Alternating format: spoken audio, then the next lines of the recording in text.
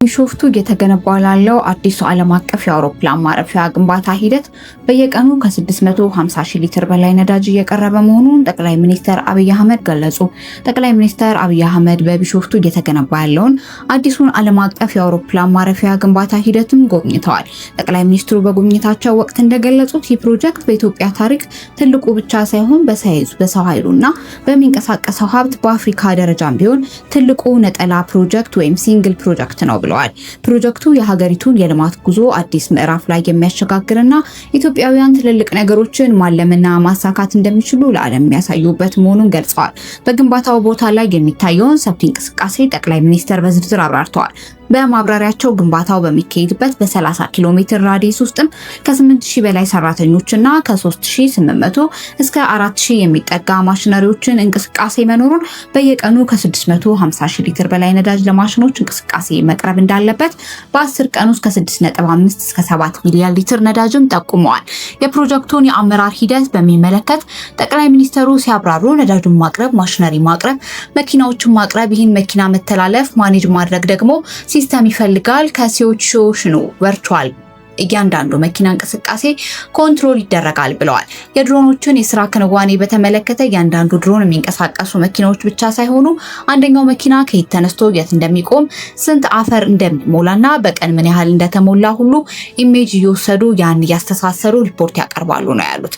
በሀገር ደረጃ ኤርፖርቱ መስራት ብቻ ሳይሆን 4000 መኪና ማኔጅ ማድረግ መቻል በራሱ በቀን ምን ያክል የአፈር ብዛት ከየት ቦታ ተነስቶ የት ጋር እንደሚያርፍ ማወቅ በራሱ ኦፕሬቲንግ ሲስተሙ በደንብ መረዳት ለአመራሮች በጣም አስፈላጊ ነበር ሲሉ አብራርተዋል።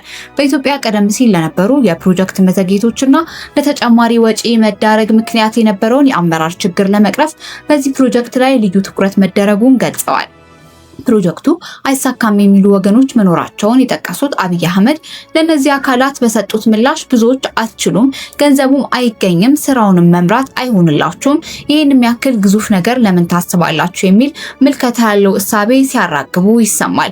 እውነታቸውን ነው። ከነሱ አንጻር አይገባንም፣ እኛ ደግሞ እንችላለን፣ ይገባናል፣ የሚመጥንም ትልቅ ነገር ነው እያልን ነው።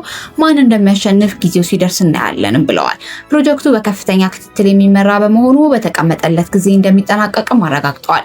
ጠቅላይ ሚኒስትሩ አክለው ይህን ሲዝን የኛ ጊዜ ነው፣ ይህ ጊዜ የኢትዮጵያ ጊዜ ነው፣ ይህ ጊዜ የአፍሪካ ጊዜ ነው፣ ይህ ጊዜ የኛ ጊዜ መሆኑን መናገር ብቻ ሳይሆን ያንን ለመተርጎም የሚያስችል ስራ መስራት ያስፈልጋል በማለት ሀሳባቸውን አጠናክረዋል። ለፕሮጀክቱ ግንባታ ሲባል ይዞታቸውን ለለቀቁ የአካባቢው አርሶ አደሮችም ጠቅላይ ሚኒስትሩ ምስጋና አቅርበዋል። መንግስት አርሶ አደሮችን ለልማት ሲያነሳ እንደ ከዚህ ቀደሙ ሜዳ ላይ እንደማይጥላቸው በመግለጽ ለእነዚህ ወገኖች ቤቶችና የቢዝነስ ተቋማት መገንባታቸውን ገልጸዋል። ማንም አርሶ አደር በዚህ ፕሮጀክት ምክንያት የሚጎዳ አይኖርም። ይህ ፕሮጀክት ለዚህ አካባቢ አርሶ አደሮች ትልቅ በረከት ነው ያለው።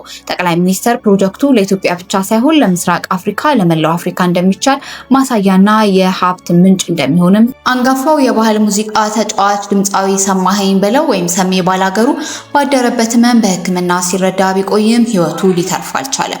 ከባህል ድምፃዊነቱ በተጨማሪ የዜማና ግጥም ደራሲ የሆነው የሰማኸኝ ስርዓተ ቀብር ነገ ይፈጸማል። ሰሜ ከመደበኛ በላይ የሆነ ውፍረት፣ ይህን የተባለ የጤና ችግር እንዳልተፈጠረበት፣ ስኳር፣ ግፊት የመሳሰሉት ከ1 ዓመት በፊት ተናግሮ ነበር። ከቅርብ ጊዜ ወዲህ ደግሞ ውፍረቱን ለመቀነስ የተለያዩ የህክምና ዘዴዎችን ሲከታተል የቆየ ሲሆን ጥሩ ለውጥ እያመጣ መሆኑን ከሰሞኑ በማህበራዊ ሚዲያዎች ላይ ራሱ ሲገልጽ ነበር። ሰኞ ሰኔ 8 ጠዋት ላይ በርካቶችን ባስደነገጠና ባልተጠበቀ ሁኔታ በህመም ምክንያት ከዚህ ዓለም በሞት መለየቱ ተሰምቷል። የመጨረሻ ሰዓታቱን በተመለከተ ልጆቹን ዋቢ አድርጎ የገለጸው አቻሬ ሚዲያ ሰኞ ሰኔ 8 ጠዋት የድካም ስሜት ተሰምቶት በልጆቹ አማካኝነት ወደ ሆስፒታል እየተወሰደ ነበር። ወደ ሆስፒታል በሚወሰድበት ወቅት ግን ወንበር ላይ ዘንበል ያለ ሲሆን ሆስፒታል ደርሶ ከገባ በኋላ ብዙም ሳይቆይ ህይወቱ አልፏል። በአማራ መዲና ባህር ዳር ተወልዶ ያደገው ድምፃዊ ሰሜ ገና በ14 ዓመት ታዳጊነት በባህር ዳር ህፃናት ክፍል በመቀጠልም በአዮማና በግሽ አባይ ኪነ ጥበብ ቡድኖች ውስጥ በመሳተፍ የጥበብ ጅማሮውን አድርጓል። በዚህም ረጅም ዓመታት ለዘለቀው ስኬታማ የጥበብ ጉዞ ጠንካራ ጠንካራ መሰረት ጥሏል። ሰሚ ባላገሩ በረጅም ዓመታት የጥበብ ስራዎቹ በተለይ የሀገር ባህል የሙዚቃ ዘርፍን ወጉንና ስርዓቱን ጠብቆ በከፍተኛ ደረጃ ያስተዋወቀ ሲሆን በተለያዩ ክለቦችም ዘመናዊ ሙዚቃዎችን በመጫወት ልዩ ብቃቱን ያሳየና በርካታ የባህል ስራዎችን ለአድማጭ ያበረከተ የጥበብ ባለውለታ ነው። ከተወዳጅ የባህል ስራዎቹ መካከል ባላገር፣ ደቦት እንስራ፣ ዘገኛ፣ አለሽ ነገር፣ ዝናቡ፣ ዓለም እንደምነሽ የሚሉ ይጠቀሳሉ። ከተሰጠውም ባሻገር በተገኘበት ቦታ ሁሉ ሳቅን የሚፈጥር እጅግ ተጫዋች፣ ቀልድ አዋቂ እንዲሁም በመልካም ስብዕናው ይታወቅ የነበረው ሰማኸኝ በአንድ ወቅት 3 ነገር ወዳለው ሀገሬን፣ ትዳሬንና ስራዬን በማለት መርሁን ገልጾ ነበር። ከ35 ዓመታት በላይ በዘለቀው የትዳር ህይወቱ የ4 ልጆች አባት የነበረው ድምፃዊ ሰማኸኝ በለው ወይም ሰሜ ባላገሩ በሰራቸው ውብ ሙዚቃ ስራዎች ሁልጊዜም ይታወሳል። የሰሜ ባላገሩ ስርዓተ ቀብር ማክሰኞ ዛሬ ሰኔ 9 ቀን 2018 ቡልቡላ መድኃኔዓለም ቤተክርስቲያንም ይፈጸማል። የፍቅር ጥያቄን አልተቀበልሽም በማለት በድንጋይ 6 ጥርሶቿን ያወለቀው ግለሰብ በእስራት ተቀጣ። በጅማ ዞን መንቾ ወረዳ ያቀረብኩልሽን የፍቅር ጥያቄ አልተቀበልሽም በማለት ጥርሷ ላይ ጉዳት ያደረሰው ግለሰብ በእስራት ተቀጥቷል። የወረዳው አቃቢ ሕግ ጽሕፈት ቤት መግለጫ ተከሳሽ ተጁ አባዱራ የተባለው ግለሰብ የካቲት 23 ቀን 2018 ዓ.ም ከምሽቱ 3 ሰዓት ላይ የወንጀል ድርጊቱን ፈጽሟል። በዚህም ወረዳ ዳርጌ ቦርቶሎ ቀበሌ ገሬ አቤ የተባለ ስፍራ የግል ተበዳይ መስጊድ ቆይቷ ወደ ቤቷ ስትመለስ መንገድ ላይ ጠብቆ አናግሪኝ ይላታል። የግል ተበዳይ ለማናገር ፈቃደኛ እንዳልነበረች የተረዳው ተከሳሽ ከመሬት ድንጋይ አንስቶ በመወርወር አፉ ላይ በመምታት የላይኛውን 4 የጥርስ ክፍል እንዲሁም 2 የታችኛው የጥርስ ክፍሎችን በአጠቃላይ 6 ጥርሶቿ ረግፈዋል። ጉዳት የደረሰባት ተጎጂ የድረሱልኝ ጩኸት በማሰማቷ ወዲያውኑ ጉዳት አድራሹ በቁጥጥር ስር ውሎ ተጎጂዋ ወደ ጤና ተቋም ለሕክምና ተልካለች። ፖሊስም በቁጥጥር ስር በዋለው ተከሳሽ ላይ የሕክምና የሰው ማስረጃ በማጠናከር ለአቃቢ ሕግ ልኳል። አቃቢ ሕግም ከፖሊስ የቀረበውን የምርመራ መዝገብ ተመልክቶ ታስቦ በሚፈጸም በከባድ የአካል ማጉደል ወንጀል ክስ መስርቷል።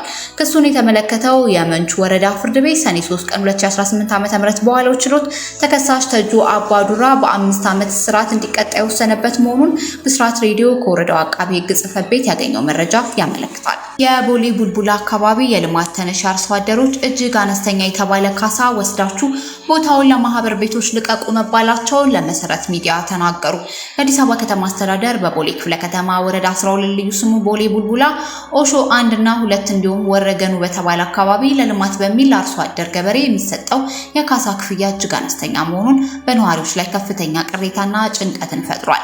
ለአየር መንገድ ጀርባ ቅርብ በሆነው በዚህ ሰፊ እርሻ መሬት ላይ ከቦሌ ቡልቡላ እስከ ኮዬ ፈጬ አዲሱ መንገድ ወይም በተለምዶ ፍልውሃ ድረስ ያሉ ማሳዎችና የግጦሽ መሬት ለመምህራንና ለጤና ባለሙያ መኖሪያ ቤት መመስሪያ እንዲሆን ተለይተዋል። ይሁን እንጂ የቦሌ ክፍለ ከተማ ወረዳ 12 አመራር ነዋሪ ሰብስበው 1 ካሬ ሜትር በ2000 ወይም በ1000 ብር ሌላው ቀርቶ በ2014 ዓ.ም በወጣ አሮጌ ሕግ ለ1 ካሬ ሜትር 770 ብር ብቻ እየተሰላ በ2000 ካሬ 4 ሚሊዮን ብር ወስዳችሁ ልቀቁ ማለታቸውን ተነሾቹ በምሬት ይናገራሉ። የአካባቢው አርሶ አደር እኛ ልማት አንጠላም፣ ነገር ግን በዚህ ዘመን በ4 ሚሊዮን ብር ምን እናደርጋለን ሲሉ ይጠይቃሉ። በአሁኑ ወቅት ለመምህራን በቦታው ላይ ግንባታ የተጀመረ ሲሆን የሐኪሞች ፕሮጀክትን በተመሳሳይ መልኩ በይፋ በመጪው ቅዳሜ ሊጀመር መሆኑ በገበሬው ዘንድ ያለው የዋስትና ማጣት ስጋት ይበልጥ አጉልቶታል። የከተማ አስተዳደሩ ቀደም ሲል ከሪል ስቴት አልሚዎችና ከግል ባለሀብቶች ጋር በመሆን የ70/30 ህዝብ የግል አጋርነትን የቤት ልማት ፖሊሲን ተግባራዊ ሲያደርግ መቆየቱ ይታወቃል።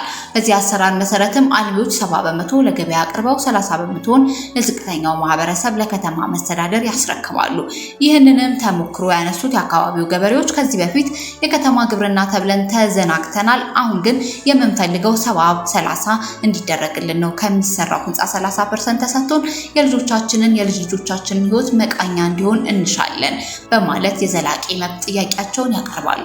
ገበሬዎቹ በአሁኑ ወቅትም ምንም አይነት የገንዘብ ክፍያም ሆነ የጽሁፍ መተማመኛ ሰነድ ሳይሰጣቸው ማሳቸውን እንዲለቁ መገደዳቸውን ይገልጻሉ።